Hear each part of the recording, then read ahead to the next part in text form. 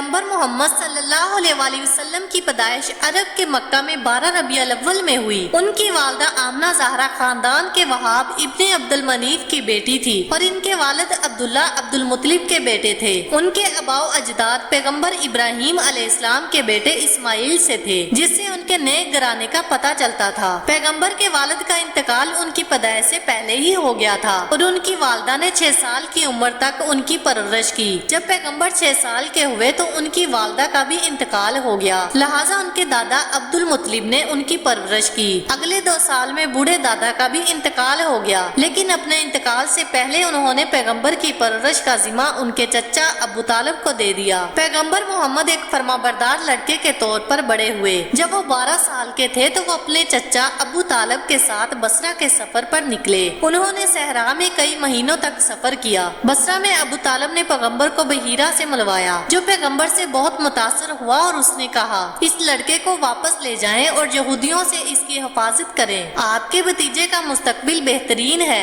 ابو طالب نے بحیرہ کا شکریہ ادا کیا اور مکہ واپس لوٹ آئے۔ اس سفر کے بعد لمبے عرصے تک نوجوان پیغمبر کی زندگی میں کچھ خاص نہ ہوا، لیکن سبھی ان کے علم، اخلاق اور نیک کردار سے مطمئن تھے۔ انہیں عالمین کا درجہ دیا گیا، جس کا مطلب ہے وفادار۔ ہر دوسرے بچے کی طرح پیغمبر کو اپنے خاندان کی مدد کرنی پڑتی تھی۔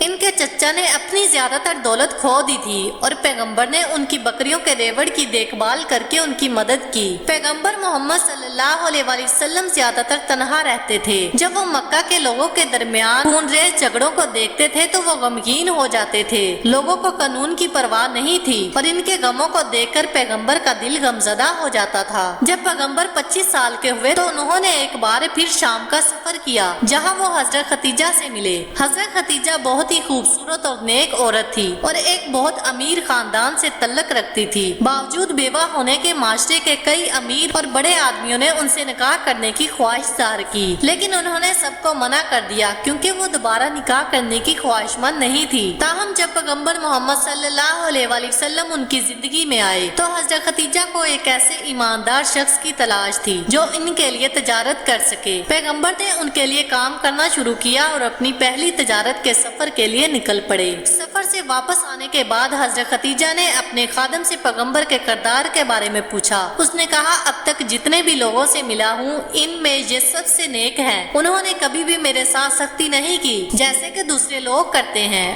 اور جب ہم چلاتی دھوپ میں صحرا میں سفر کر رہے تھے تو ہمیشہ ہمارے پیچھے ایک بادل تھا جو ہمیں سایہ دے رہا تھا۔ حضرت خدیجہ کو پیغمبر سے محبت ہو گئی۔ 15 سال بڑی ہونے کے باوجود حضرت خدیجہ نے پیغمبر سے نکاح کرنے کی پیشکش کی اور دونوں کا نکاح ہو گیا۔ جو پیغمبر صلی اللہ علیہ وآلہ وسلم پر سب سے زیادہ دکھ آیا ایک بہت ہی جذباتی واقعہ ہے۔ جب پیغمبر صلی اللہ علیہ وآلہ وسلم کی بیوی حضرت خدیجہ کا انتقال ہوا تو پیغمبر صلی اللہ علیہ وآلہ وسلم کو بہت دکھ ہوا۔ حضرت خدیجہ نہ صرف ان کی بیوی تھی بلکہ ان کی سب سے بڑی حمایتگار بھی تھی۔